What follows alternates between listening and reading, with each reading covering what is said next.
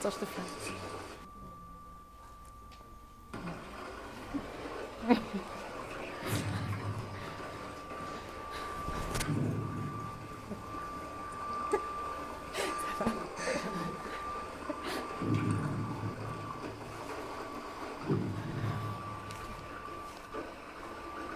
D'accord. Je vais te faire ouvrir.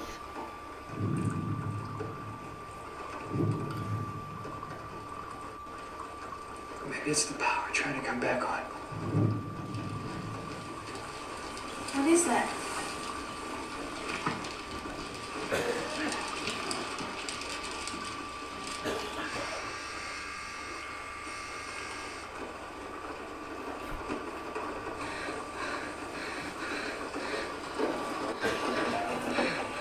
Where'd it go?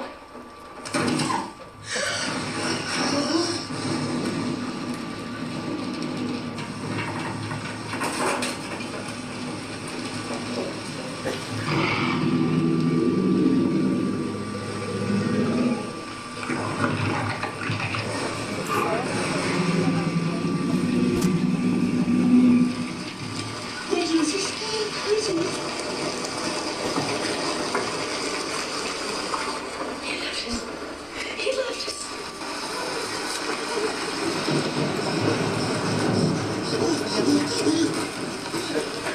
Dans 5 secondes. And where does he think he's going? When you gotta go, you gotta go.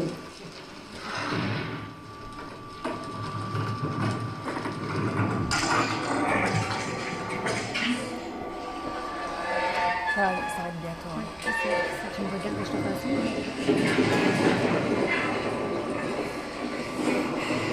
Dr. Grant?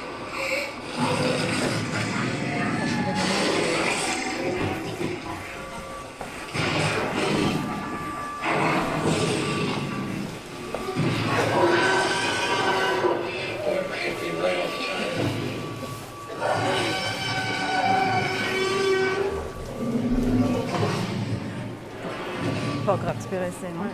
Dans qu'elle fasse le tour. Absolutely still. Suspicions based on movement. Pour ceux qui ne connaissent pas, Jurassic Park, donc c'est un parc en zoo à dinosaures. Le pitch de l'histoire, c'est que nous avons un philanthrope qui a une mission qui est de faire le plus grand parc à dinosaures pour permettre au grand public au XXIe siècle de pouvoir rencontrer ces dinosaures. Alors, à l'avant-veille de l'ouverture, les restaurants sont prêts, les dinosaures sont prêts, les petites voitures et le voyage est également prêt. Et finalement, tout ne se passe pas comme ça devait se passer. C'est exactement la même chose à l'hôpital ou dans l'organisation des soins. Tout se passe bien jusqu'à ce que, aïe, ça ne devait pas se passer comme ça. Et donc, au final, en tant que professionnel de la santé, notre rôle est de faire en sorte de créer un environnement le plus sûr possible pour le patient, en faisant en sorte qu'il ne soit pas exposé aux risques auxquels il ne devait pas être exposé. C'est la même chose pour les travailleurs du centre de Jurassic Park, faire en sorte qu'ils ne soient pas en rencontre avec des dinosaures dans des endroits où ils ne devraient pas. Et donc vous allez me dire, ah oui mais bon Meryl, c'est un petit peu gros cette comparaison, le secteur des soins de santé, ce n'est pas du tout la même chose qu'un parc à dinosaures. Qui se souvient la raison pour laquelle les dinosaures s'échappent de leur enclos? Il n'y a plus de courant. D'une volonté humaine. Et donc en fait, les dinosaures s'échappent à cause d'un piratage informatique. Est-ce que ça vous dit quelque chose? Parce que je ne sais pas, en 2022, j'ai arrêté de compter le nombre d'hôpitaux qui étaient victimes de cyberattaques. Mais donc on le voit que finalement, que la cyberattaque amène à un dinosaure qui s'échappe et qui mange des chèvres ou une cyberattaque qui amène à ne plus pouvoir amener les soins aux patients, l'impact est quand même le même. Il y a quand même des vies humaines derrière. Et donc, c'est une des raisons, enfin, c'est un des points que nous aborderons aujourd'hui, c'est cette notion de risque et qu'au final, quand un incident arrive, les causes, peu importe que l'on soit à Jurassic Park dans le domaine des soins militaires ou dans l'aviation, les causes sont vraisemblablement les mêmes. Un des points qui permet d'améliorer cette qualité et cette sécurité des soins, c'est notamment via le développement de projets et de recherche, comme le projet ICEF, pour lequel je vais laisser donc Zoé, coordinatrice principale du projet, et le professeur Guissen, responsable académique du projet, vous en parler un petit peu. Merci Meryl pour cette belle entrée en matière. Merci à tous d'être présents aujourd'hui. Donc moi, je vais un petit peu vous parler du projet ICF. Le projet ICF, c'est un projet qui a comme objectif principal l'amélioration de la qualité et de la sécurité des soins en termes de formation continue. Et ce projet a comme ambition d'arriver à une formation qui est transnationale pour avoir un cadre commun, pour avoir un partage de connaissances et de compétences communes. Une formation qui se veut pluridisciplinaire, ça c'est plus à prouver. On sait très bien qu'il faut collaborer entre différents professionnels pour pouvoir atteindre des soins sécurs pour le patient. Une formation qui se veut accessible à travers différents pays, à travers les différentes professions et sans contrainte d'horaire pour que chacun puisse suivre cette formation. Dans le cas du projet ICF, une formation en ligne sur une plateforme interactive. Et elle se veut également, elle prône également l'autonomie de l'apprenant, c'est-à-dire un apprenant qui avance à son rythme, qui peut avancer dans la formation en mettant en parallèle son travail et avancer plus ou moins loin en fonction de ses besoins. Dans le projet ICF, on est donc arrivé à la création d'une plateforme de formation en ligne qui a comme objectif l'acquisition et la mise à jour des connaissances et des compétences comportementales et relationnelles qui sont nécessaires au travail dans le domaine de la sécurité des soins de santé. Et c'est une plateforme de formation qui a comme public cible tous les travailleurs, les futurs travailleurs, que ce soit dans le domaine, enfin, les fonctions de terrain, on va dire, ou les fonctions managériales. Donc, ça peut être des étudiants, des médecins, des infirmiers, des chefs. Là, c'est une plateforme qui se veut vraiment générale. Une formation qui se déroule en 5 modules et c'est une formation au travers en fait, du parcours d'un patient. Et au travers de ce parcours du patient, on développe des compétences comportementales et relationnelles en fonction des modules. Par module, on retrouve une fiche théorique, et une vidéo interactive. Et on a estimé plus ou moins l'ensemble du temps passé sur la plateforme à 1h30. Il faut savoir que la plateforme est actuellement fonctionnelle. On peut l'utiliser, mais nous sommes toujours en phase de testing. C'est-à-dire que certaines personnes l'utilisent, des étudiants, des infirmiers, des managers, et nous donnent un retour pour qu'on puisse améliorer la plateforme. Et aujourd'hui, en fait, on est ici grâce donc au projet ICF et en collaboration aussi avec le Centre de simulation médicale. Et donc, le projet ICF, en fait, c'est un projet européen qui est financé par Erasmus+, et en collaboration avec plusieurs partenaires en Europe. Donc, on a le Centre hospitalier luxembourgeois, l'Université de Caen, l'Université de médecine et pharmacie de Cluj-Napoca en Roumanie, l'École supérieure d'infirmières de Coimbra, la Haute École Libre Mozane, l'ASBL Inforef et le Centre de simulation médicale. Et donc, je tiens aujourd'hui vraiment à remercier les partenaires qui ont fait le chemin jusqu'ici en Belgique pour cette journée. Et je les remercie aussi infiniment de leur collaboration, parce que sans cette collaboration, il n'y aurait pas de projet ICF et il n'y aurait pas de congrès aujourd'hui. L'autre personne qu'on doit également remercier, c'est le professeur Guissen, qui est à l'origine du projet. J'ai une petite question pour vous, professeur Guissen. En tant que responsable académique, qu'est-ce qui a fait que vous avez voulu soumettre une candidature pour un tel projet? Quelle est l'importance d'un tel projet, selon vous? La motivation, évidemment, pour nous, en tant qu'université et en tant que centre de simulation, de s'intégrer dans ce type de projet est, à mon sens, assez évidente. C'est celle de pouvoir, en permanence, pouvoir développer des éléments qui sont les éléments constitutifs de nos activités, c'est-à-dire de la recherche, l'enseignement, et ici il y a une partie d'enseignement, et les services rendus à la communauté, c'est-à-dire pouvoir participer à une amélioration de la qualité et de la sécurité des soins. Alors comme je dois être bref, je vais être très bref. Hier, c'était l'anniversaire de William Shakespeare, Et c'est vraiment quelqu'un que j'adore, enfin j'adore le lire. Si vous ne l'avez pas lu, lisez-le, c'est un garçon fantastique. Et donc je me suis posé la question de savoir qu'est-ce qu'il pensait, lui, de la sécurité. Alors j'étais profondément déçu parce qu'il dit que la sécurité est notre ennemi le plus mortel. Je me dis, tiens, ça c'est curieux, pourquoi est-ce qu'il dit ça? Alors j'ai essayé de comprendre, et en lisant la suite, c'est dans Macbeth, il explique que la fausse sécurité est notre ennemi mortel. Et donc, je pense qu'il y a culturellement dans les institutions, et particulièrement dans les soins, ce sentiment que les soins sont sûrs, que finalement on a atteint le sommet de la montagne. Et c'est loin d'être le cas, et vous le savez tous. Et donc travailler à l'amélioration de la qualité et de la sécurité, c'est un peu être Sisyphe, c'est-à-dire devoir tous les jours monter le rocher au sommet de la montagne, sachant que le lendemain il sera redescendu.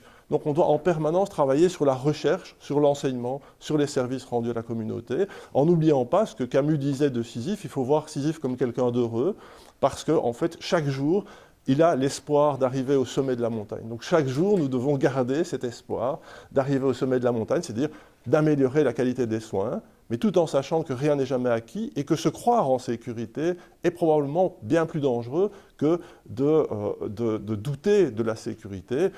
Et pour paraphraser finalement Nietzsche, finalement ce n'est pas des certitudes qui rendent fous, ce ne sont pas les doutes qui rendent fous, ce sont les certitudes. Donc la certitude que nous avons atteint le degré de sécurité et de qualité, malheureusement nous empêche de continuer à travailler dessus. Et c'est ce que nous allons faire aujourd'hui. Et j'espère que vous aurez l'occasion, par les différentes activités qui vous sont proposées, de pouvoir partager tout ça. Nous accueillons le professeur Lassen Eliki. Donc, le professeur Lassen Eliki est le coordinateur de l'Institut des sciences du management des risques de l'Université de Mons. Et il travaille également comme enseignant-chercheur dans différentes prestigieuses institutions françaises, mais aussi au-delà de la France. Et le professeur Eliki est connu pour rendre accessibles des notions assez complexes liées à la qualité et à la sécurité des soins. C'est le défi qu'il s'est lancé aujourd'hui en vous présentant sa discussion donc, vers un nouveau paradigme du management des risques dans les institutions de soins. Merci. Donc, j'ai le plaisir donc, de vous partager une réflexion, donc, je dirais même un état d'âme de chercheur, à travers ma petite expérience, à travers les contacts que j'ai avec les coordinatrices et les coordinateurs qualité, et à travers quelques visites de benchmarking. Et cet exposé, cette réflexion s'articule sur le nouveau paradigme du management des risques hospitaliers. Je tiens à vous dire que souvent on engage un responsable qualité, et on lui confie cette fonction de responsable qualité risque, ou bien qualité et sécurité, et on va lui dire, ben écoute, tu te démerdes, tu gères le risque. On dirait vraiment que le risque, c'est une affaire d'une personne, ou de deux personnes, ou bien parfois c'est une affaire de quelques bonnes volontés. Donc l'objectif de cet exposé, c'est vous donner toute la matière pour aller au-delà d'une responsabilité individuelle, transiter d'une responsabilité individuelle vers une responsabilité systémique. C'est l'objectif. Donc dans cet exposé, je vais vous parler un petit peu de mon université Limons, quelques petites bonnes nouvelles. Puis après, donc, j'aborderai les fondements pragmatiques, pratico-pratiques de gestion de risque. Et puis donc, je vous donne le schéma, l'architecture de ce nouveau paradigme systémique des managements des risques. Et je finirai mon exposé avec quelques défis et quelques perspectives en matière de la gestion de projet. Donc, je ne vais pas m'attarder sur la présentation de l'Université de Mons.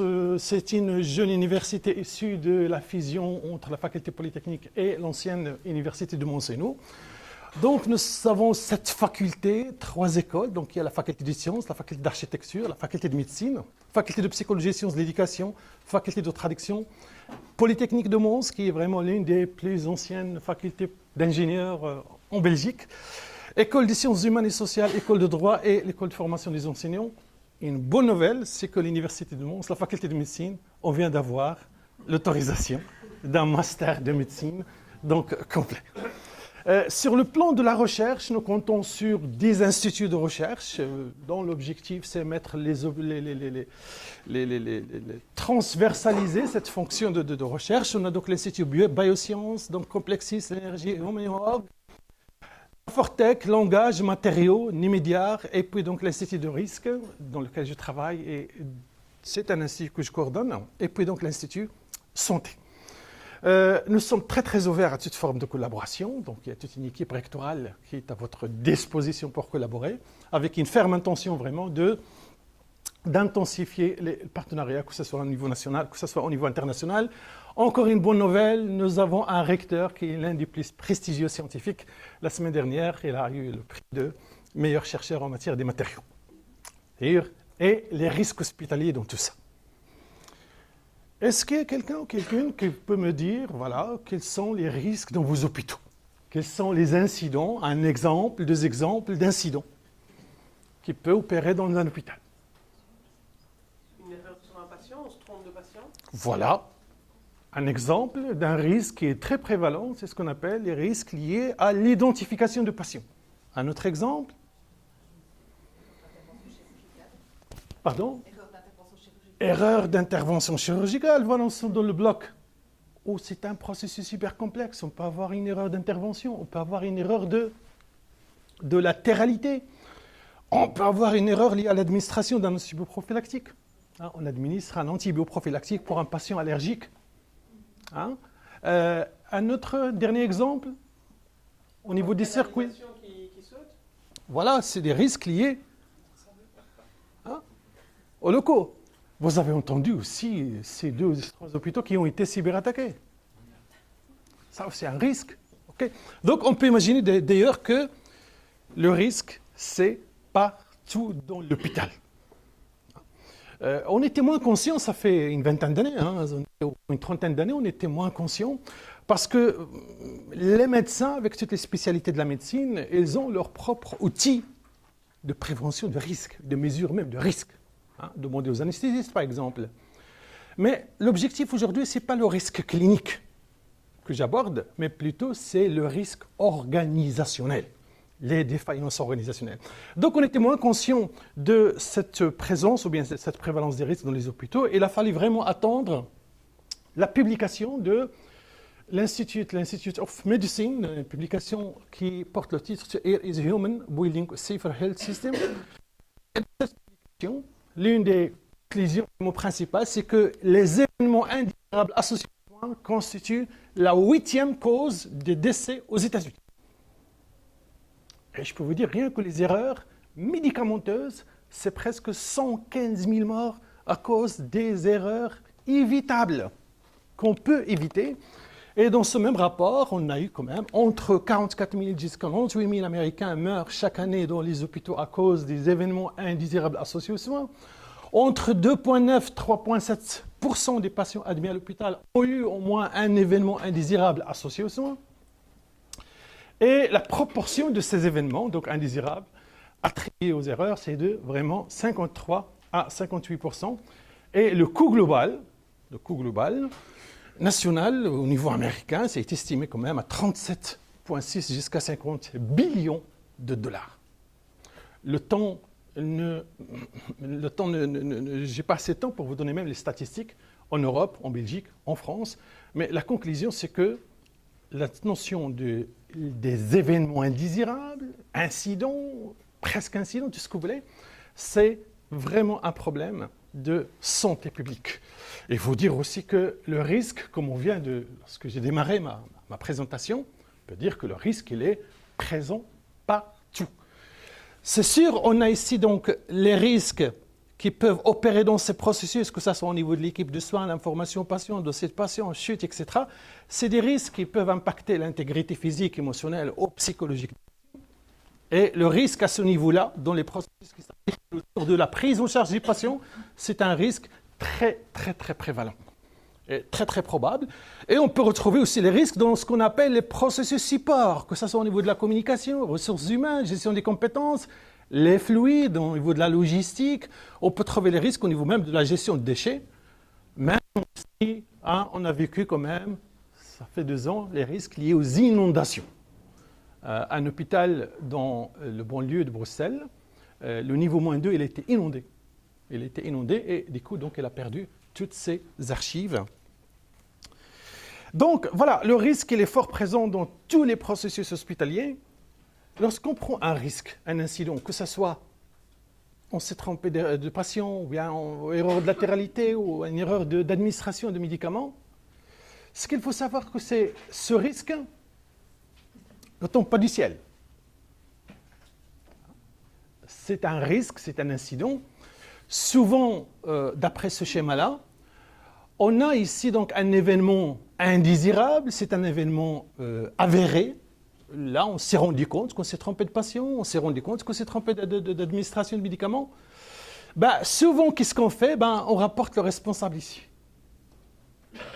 C'est qui est le responsable? C'est le soignant. C'est ce que j'appelle le réflexe primaire. La science, l'expérience montre que non, il y a peut-être une part de responsabilité.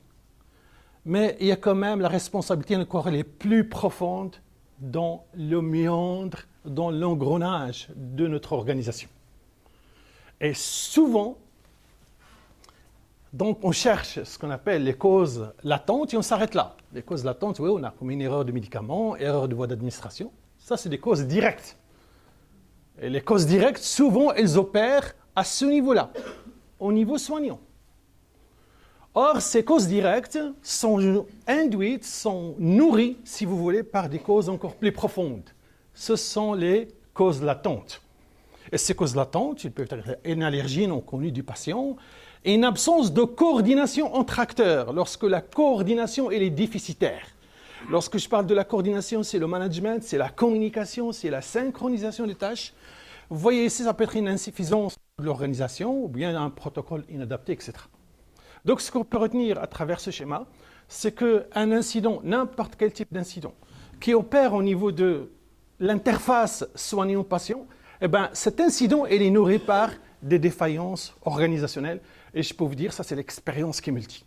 J'ai analysé personnellement une 50aine d'incidents suite à la demande des hôpitaux. Et je peux vous dire, tous ces incidents que j'ai analysés, ils sont nourris par ce que j'appelle le trio infernal. C'est des déficits de coordination, des déficits de communication et des déficits de synchronisation.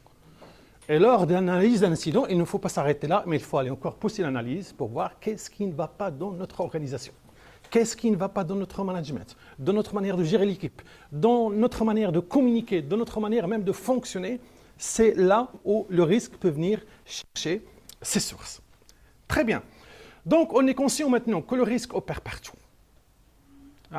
Et qu'il y a un choix quand même incontournable pour sécuriser n'importe quel processus critique au niveau de l'hôpital, que ce soit bloc opératoire, urgence, circuit hospitalier de médicaments, l'imagerie ou n'importe.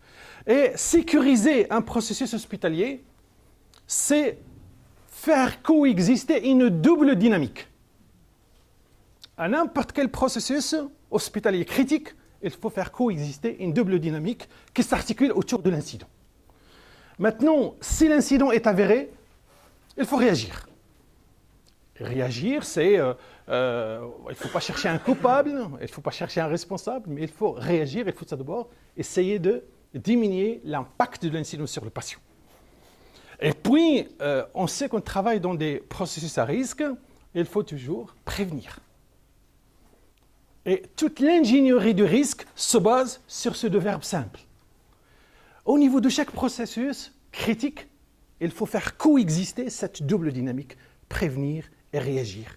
Et n'oubliez surtout pas, s'il vous plaît, que la réaction nourrit la prévention et la prévention nourrit la réaction.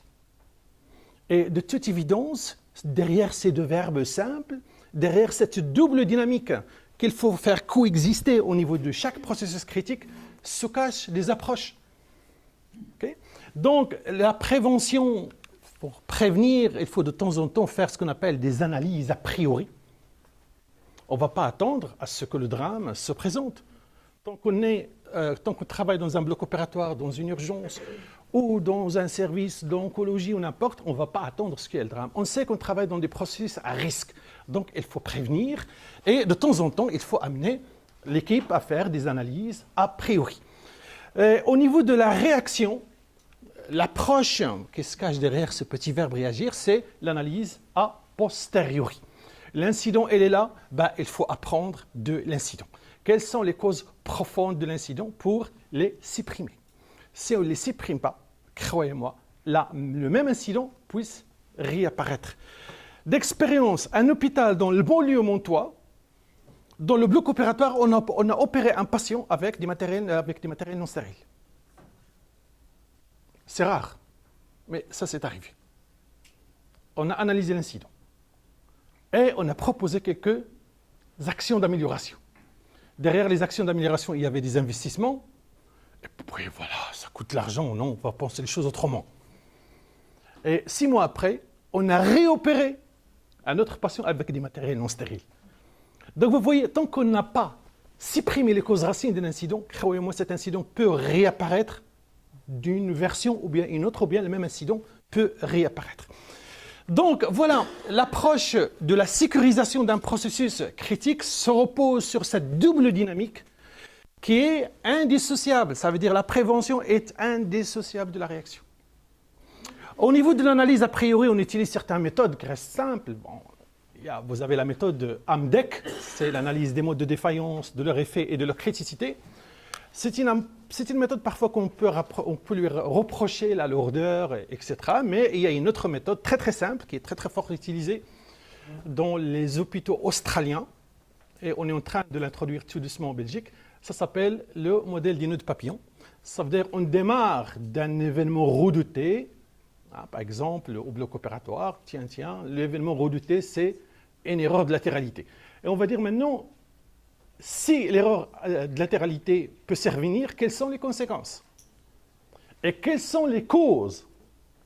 Et puis donc, une fois qu'on va dresser la chaîne causale et la chaîne des conséquences autour de l'événement redouté, on va pouvoir mettre des barrières de sécurité pour éviter que l'événement redouté ne puisse réapparaître ou bien apparaître. Là, c'est une méthode vraiment très très simple, c'est une analyse qu'on peut faire dans l'espace d'une rythme.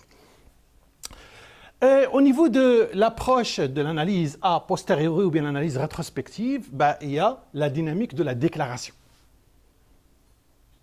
Un incident qui opère, il faut le déclarer. Et la déclaration, ou bien le signalement, ou bien le rapportage, c'est un processus en soi. Ça commence par constater l'événement, déclarer l'événement, et analyser, traiter l'événement, et puis donc agir et suivre l'efficacité de nos solutions. La déclaration dans les hôpitaux se fait bien sûr dans des supports institutionnels. Je crois que tous les hôpitaux belges disposent d'un support de déclaration des événements indésirables. Ça peut être informatisé dans un logiciel, comme ça peut être une version papier. Donc, je résume cette première partie de l'introduction que la gestion des risques repose sur cette double dynamique qui s'articule autour de la prévention avec les outils d'analyse a priori et je dirais la réaction qui se repose sur les outils d'analyse a posteriori.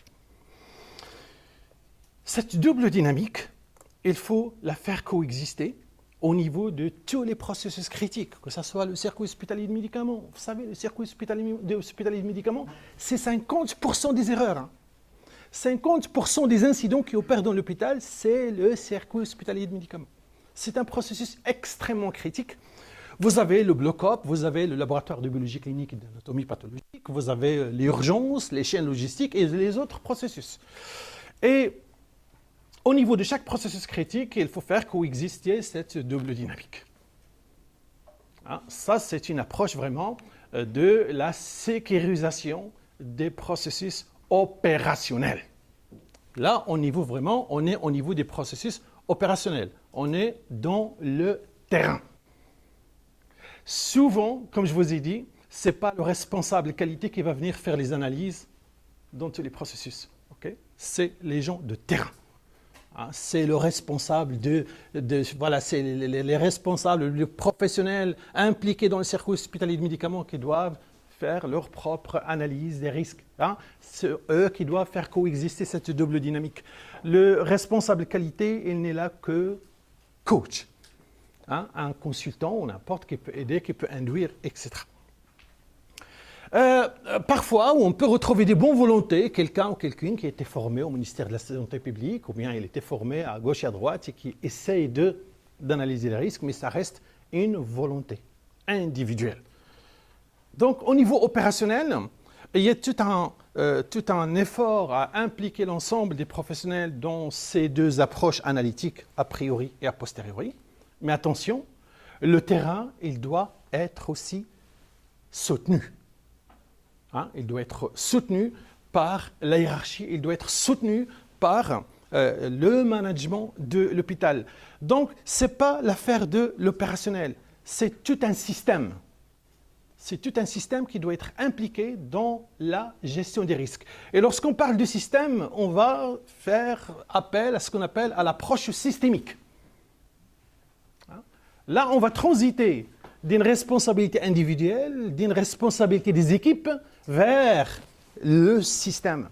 Et lorsqu'on parle d'un système, l'approche systémique nous renseigne que n'importe quel système organisationnel, système qualité, système de management de l'environnement, système organisationnel, contient trois parties. Donc il y a la partie opérationnelle, c'est le terrain. Et puis donc il y a la partie tactique. La partie tactique, c'est l'entité qui remonte l'information vers le top management et qui déploie les objectifs stratégiques et qui aide le top management à déployer les objectifs stratégiques dans le terrain. Donc, n'importe quel système est constitué par ces trois sous-systèmes. Vous avez la partie stratégique, la partie tactique et la partie opérationnelle. On va voir maintenant comment on peut appliquer ce modèle systémique sur le management des risques d'une manière vraiment pratico-pratique. Donc, nous avons ici le terrain. Le terrain qui, voilà, les processus critiques. Dans chaque processus critique, on a fait coexister cette double dynamique, prévenir, réagir. Eh bien, cette partie, ou bien ce système opérationnel, il va remonter. Il va remonter à la partie tactique, ça veut dire au comité pluridisciplinaire, le comité qualité. Sachez bien qu'en Belgique, les comités qualité, je crois que toutes les directions sont présentées. Au moins, on retrouve dans le comité qualité le responsable qualité, on retrouve la direction médicale, la direction nursing, etc. Donc, on remonte les déclarations, l'information nécessitant donc la déclaration des incidents, plus donc les actions qu'on met en place. Et puis donc, le comité qualité, ou bien le comité pluridisciplinaire, c'est la partie tactique du système.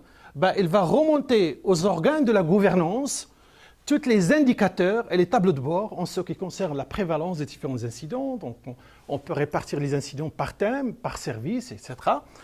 Et on peut remonter donc à une synthèse des actions d'amélioration. Les actions d'amélioration, elles peuvent être des actions locales ou des actions, ça veut dire des actions métiers ou bien des actions transversales, plus les petits soucis qu'on rencontre. Ces informations-là, ils vont remonter au top management. Et le top management, à son tour, il doit quand même... Excusez-moi. En fait, lorsque le comité pluridisciplinaire, lorsqu'il va remonter les indicateurs et les actions, il doit quand même assurer un reporting vers le terrain, un retour vers le terrain. Un chef de service, il a le droit quand même d'avoir un petit retour trimestriel sur le nombre d'incidents au niveau de l'hôpital, le nombre d'incidents qui opèrent même au niveau de son service. Ça permet quand même de se comparer et de dimensionner même l'effort de l'amélioration. Donc, le comité pluridisciplinaire reçoit les déclarations plus les actions et il assure un retour systématique, trimestriel ou semestriel ou n'importe, et il remonte les indicateurs, les actions et les problèmes vers le top management. Maintenant, le top management, il va intégrer les données qu'on lui remonte dans sa vision, dans ses valeurs, dans ses missions. Croyez-moi, j'ai fait le tour une fois de certains plans stratégiques, j'ai rarement trouvé dans un plan stratégique une vision, un choix stratégique, comme quoi il faut maîtriser la sécurité des soins, ou bien il faut maîtriser les risques hospitaliers. C'est vraiment rare. Donc le top management doit intégrer les données dans les choix, je dirais, de vision, de valeur et de mission. Et en fonction des contextes locaux et des contextes scientifiques, il va pouvoir établir un plan stratégique. C'est question de vision. Croyez-moi, si les efforts de la gestion des risques ou bien de la prévention des risques au niveau terrain ne sont pas coordonnés, ne sont pas soutenus par les différents niveaux de l'organisation, cette démarche, elle va être vouée vraiment à la désintégration. Okay? Donc, lorsque le top management élabore son plan stratégique, il faut qu'il le déploie. Un plan stratégique qui s'articule sur la sécurité des soins. N'oubliez surtout pas, s'il vous plaît, que la première mission des managements de l'hôpital, c'est sécuriser les soins de santé. Donc, le plan stratégique, il va être, je dirais, traduit en un plan opérationnel annuel. Souvent, l'horizon d'un plan stratégique, c'est quinquennal, hein, c'est sur l'horizon de 5 ans. Donc, annuellement, on peut traduire ce plan stratégique en un plan opérationnel annuel. Dans ce plan opérationnel annuel, on trouve les plans d'amélioration de la qualité, le plan de la sécurité des usagers, tout ce qui est risque, etc. Et un plan de formation. Un plan de formation. Et ces 3 plans, on va les déployer au niveau terrain. Maintenant, ces objectifs qu'on va pouvoir déployer des top management vers le terrain, il faut les suivre. Il faut assurer un suivi de la mise en place des différents axes stratégiques liés au risque. Et de temps en temps, on peut réajuster si besoin est. Donc, devant vous, vous avez vraiment l'architecture de cette nouvelle, je dirais, approche, de ce nouveau paradigme de management des risques. C'est un paradigme qui s'articule sur l'approche systémique et qui nous renseigne que la gestion de la sécurité de soins, c'est question de système. Okay? C'est un effort coordonné par les différentes parties de l'institution, que ce soit au niveau du top management, que ce soit au niveau de tactique et que ce soit au niveau opérationnel. Donc, ici, c'est un modèle, je ne vais pas entrer dans le détail, hein, donc c'est un modèle qui détaille un petit peu ce que j'ai signalé dans la diapositive suivante. Mais ce qui est intéressant ici dans le modèle, c'est qu'on voit la notion de leadership. Que cet effort institutionnel doit être soutenu par un véritable leadership. Et lorsque je parle de leadership, c'est le leadership au niveau top management, au niveau tactique et au niveau terrain, au niveau chef de service. Donc, c'est un leadership, c'est le temps, peut-être on en discutera tout à l'heure dans les discussions, il y a le leadership de management d'un service, mais attention, il y a aussi le leadership en matière de management des risques. C'est un leadership caméléonaire, hein, c'est un leadership qui invite les gens à s'impliquer dans les démarches d'analyse des risques, dans les démarches de prévention des risques. Donc, pour finir, le nouveau paradigme des managements des risques, ou bien ce qu'on appelle les systèmes de management intégrés, repose sur 5 piliers. Ça repose sur 5 piliers. Le premier pilier fondamental, c'est développer une culture de sécurité. Deuxième pilier, c'est au niveau stratégique, ça veut dire qu'il faut intégrer la gestion des risques dans la planification stratégique, il faut les déployer avec des objectifs opérationnels et mesurables. Et puis donc, il y a le pilier humain. Oh là c'est un véritable chantier. Le pilier humain, c'est un véritable chantier. Vous savez, lorsque vous construisez une nouvelle maison, vous vous rendez compte, oh là là, j'aurais dû prévoir des prises électriques. On ne prévoit jamais assez de prises électriques lorsqu'on construit une maison. Eh bien, c'est la même chose. On ne s'arrêtera jamais dans cet effort de la mobilisation. Hein? C'est ce que j'appelle ici, donc, au niveau humain, donc la sensibilisation, la déculpabilisation, l'implication, la formation. J'apprécie vraiment le responsable d'un bloc opératoire. Chaque jour, il consacre un quart d'heure dans ce qui ne va pas. La réunion de ce qui ne va pas. Hier, c'était quoi les problèmes? Eh bien, pour que ces problèmes ne se répètent pas aujourd'hui, quelles sont les actions qu'on va mettre en place aujourd'hui?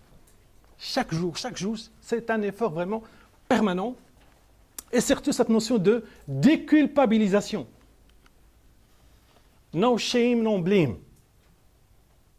C'est un grand effort. Vous avez aussi, il faut mettre en place un processus de déclaration des événements indésirables, un processus un peu, je dirais, moderne, transversal, qui garantit quand même la disponibilité de données, l'exploitation des données. Et on peut utiliser, c'est un système qui doit, je dirais, nous fournir des indicateurs et des tableaux de bord. Et il y a une dernière génération de technologies dédiées au processus de déclaration des événements indésirables, c'est ce qu'on appelle Incident Reporting System ou bien le Risk Information System. Donc vous voyez que le risque, c'est vraiment un système d'information à part entière. Et vous avez donc le pilier organisationnel. Il faut mettre en place une structure d'animation. Une structure d'animation, c'est ce que j'ai appelé tout à l'heure au niveau tactique, le comité pluridisciplinaire, bien sûr avec un dispositif de communication interne très bien travaillé et très bien, je dirais, réfléchi. Donc, au niveau des managements intégrés des risques, il y a des futurs défis. Il y a des futurs défis en perspective. Vous avez le premier défi, c'est l'intelligence artificielle. Tout le monde en parle aujourd'hui. Oui, l'intelligence artificielle peut apporter énormément de choses au management des risques hospitaliers. Avec un collègue qui s'appelle Dr Briganti, Giovanni, on est en train d'intégrer l'intelligence artificielle pour rendre les systèmes de management des risques prédictifs, intelligents. Avec des bonnes données, un système de management des risques, il peut prédire, on ne sait pas encore l'exactitude des résultats, on est en train d'essayer d'intégrer cette, je dirais, dimension liée à l'intelligence artificielle dans le système de management des risques. Vous avez l'IoT, donc l'Internet des objets, les objets connectés. On a mis en place un très très beau projet au CHU de Charleroi sur base de l'Internet des objets. On essaye de détecter, de géolocaliser et de suivre les températures des prélèvements au niveau de la ville de Charleroi en temps réel. Puis vous avez donc l'exploitation massive de données, les big data. Ça aussi, c'est une grande perspective qui peut apporter énormément de choses au management des risques. Il y a l'hôpital numérique. Et puis donc, il y a les réseaux territorialisés des soins. Aujourd'hui, nos hôpitaux en Belgique, ils se mettent en réseau. Ils se mettent en réseau au niveau d'un territoire. C'est ce qu'on appelle les réseaux cliniques locaux régionaux. Et là, il y aura un nouveau chantier qui va émerger en matière de la gestion des risques. Donc, sur ce, je vous remercie pour votre attention. S'il y a des questions.